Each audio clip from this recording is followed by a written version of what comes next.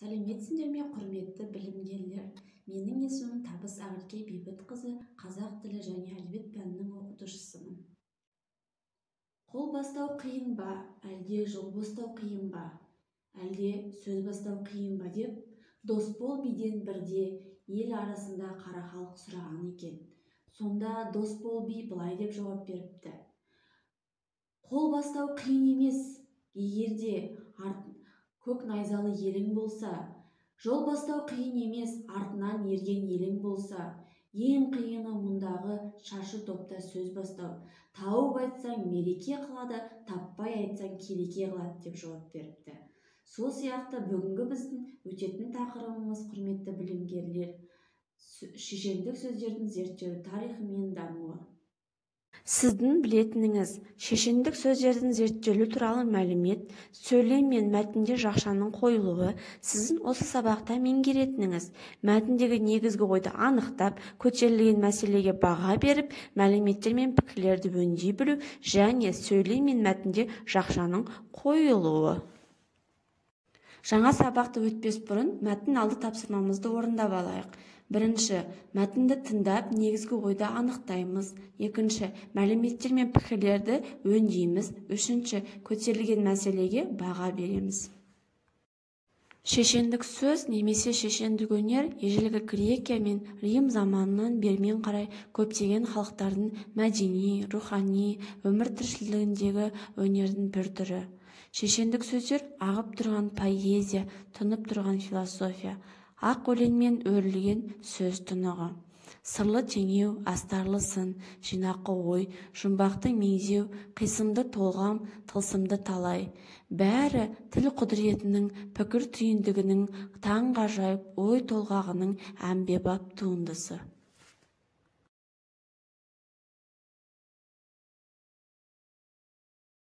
Қазақ ауыз әдебиетінің ерекше бір жанры шешендік өнер. Халқымыздың даналығының үлгісі шешендік сөздер ғасырлар бойы халық сынынан ерекшеленіп өткен құнды мұра, асыл қазына. Қазақтың шешендік сөздерін өзге жұрттың атақты адамдары, ғалымдары жоғары бағалаған. Шешендік сөздер нұсқаларын анықтаған академик Радлов зерттеп жинаған болатын. Ол қазақтарды мүдірмей, кідірмей, ерекше екпінмен сөйлейді, ойын дәл, айқын ұғындырады.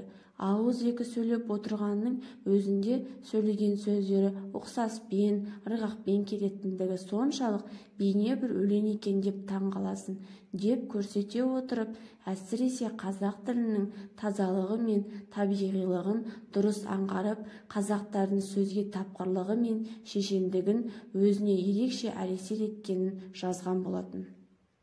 Сондай-ақ қазақтың шешендік, тапқырлық, нақыл сөздерін жинап жариялағандардың бірі Ыбырай Алтынсарин.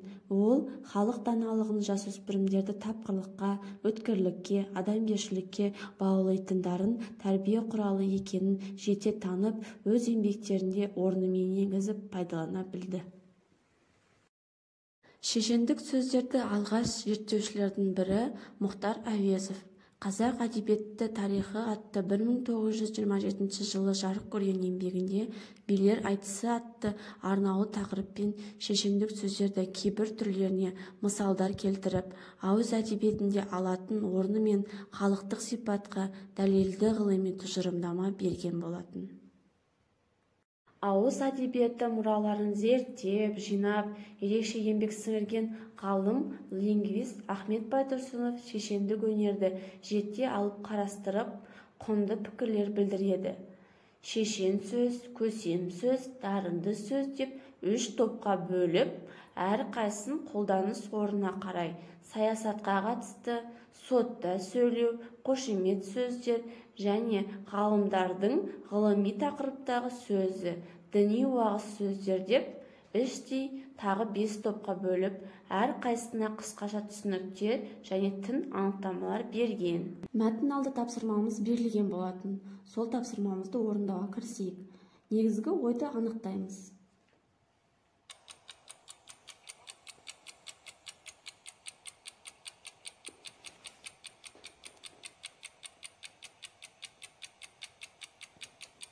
Бірінші тапсырманың жауабына мән берейік. Бірінші, шешендік өнер ғалымдар назарында. Екінші, қазақ шешендік өнерінің зерттелуі. Үшінші, қазақтар таңғажайып шешен халық. Төртінші, қазіргі кездегі шешендік өнер зерттеушілері. Осылардың ішіндегі үшінші, қазақтар таңғажайып шешен халық деген сөзге мұқият мән берейік достарым. Ал достар, екінші тапсырмамыз академик Ратловтың пікіріне өз көзқарасыңыз тұрғысынан баға беріңіз. Бірінші, мәтінде айтылған ой сізге қалай әсер етті? Екінші, олай ойлауыңыздың себебін түсіндіріңіз. Үшінші, мәтіндегі ойға өз тарапыңыздан қандай түзету енгізер едіңіз?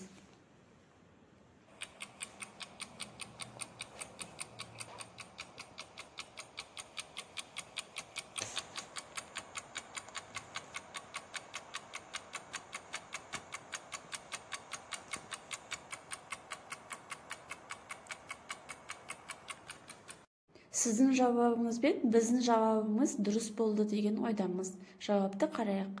Маған Радловтың пікірі ерекше әсер етті. Себебі ол біздің халықтың сөз өнеріне таң қалып, сөз қадірін білетін, тілі шұрайлы халық ретінде көрсете білген. Мен өз замандастарымды осындай әндей әуезді, шұрайлы тілімізді құрметтеуге шақырар едім. Бүгінгі сабағымызда кездесетін тыныс белгілеріміз жақша. Жақша жұптасып қолданатын тыныс белгісі. Жақшаның дөңгелек жақша, тік жақша, пішінді жақша, сынық жақша деп аталатын түрлері бар. Олар сөзге немесе сөз тіркесіне немесе сөйлемдерге қосымша мән, мағына жүктеу, белгілі бір ойды анықтау, автордың ой пікірін, көзқарасын аңғарта түсу үшін қолданылады. Жақша ішіндегі сөздің немесе сөйлемнің, яғни ойдың басталған жерінен ашылып, ойдың аяқталған жерінен жабылады. Жақша қай кезде қолданылады, соны қарастырайық. Өзінен бұрынғы сөздің немесе сөз тіркесінің мағынасын айқындау мақсатында қолданылған түсіндірме мәнді қыстырма сөздер жақшаға алынады. Мысалы, таңбалар жеке ұғымдардың тілдік жағынан қарағанда жеке сөздердің тіркес оралымдарын шартты белгілері ғана. Жақша тыныс белгісі мынандай жағдайларда тағы да қолданылады. Сөйлемдегі бір ойды мағынасын ашып көрсететін немесе оған автордың көзқарасын білдіретін түсіндірме мәнді қыстырма сөйлемдер және сөйлем ортасында келсе де жақшаға алынады. Белгілі сөздерді түсіндіру үшін оның аудармасы, синонимі, екінші бір тілдегі баламасы беріледі де сол сөз жақшаға алынады. Алынған дәйек сөз, мысалы, кімдік екендігі және қайдан алынғандығын көрсету үшін соңынан жазылған кітаптың аты немесе авторы тағы басқа жақшаға алынады. Егер бір сөйлемнің ішінде әрі қыстырма сөз, әрі түсіндірме мәнді қыстырма сөйлем өзара тіркесіп келетін болса, бұлар түгелдей жақшаға алынады да, қыстырма сөз қыстырма мәнді сөйлемнен өтірмен ажыратылады. Және драмалық шығармалардағы автордың түсініктемелері, кейіпкерлердің мінез құлқын, қимыл әрекет, тағы да басқа білдіретін сөздері өзара жақшаға алынады. Достарым, үшінші тапсырмаға көшсек, қажет болған жағдайда сөйлемде жақшаны қолданып, қойылу себебін түсіндіріңіз.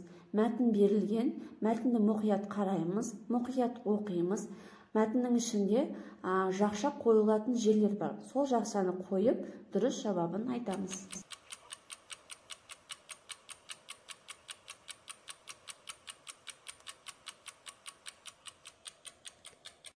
Тапсырманы орындап болсақ, дұрыс жауапты қарастырайық. Ахмет Байтұрсынов шешендік өнерді жеке алып, қарастырып, құнды пікірлер білдірді. Шешен сөз, көсем сөз, дарынды сөз деп үш топқа бөліп, әрқайсының қолданыс орнына қарай саясатқа қатысты, сотта сөйлеу, қошемет сөздер, ғалымдардың ғылыми тақырыптағы сөзі, діни уағыз сөздер деп іштей тағы 5-ке бөліп, әрқайсына қысқаша түсініктер, тың анықтама берген болатын. Яғни бұл жақта, құрметті достарым, саясатқа қатысты деген жерден бастап жақша ашылып, уағыз сөздер деген жерде жақша жабылады.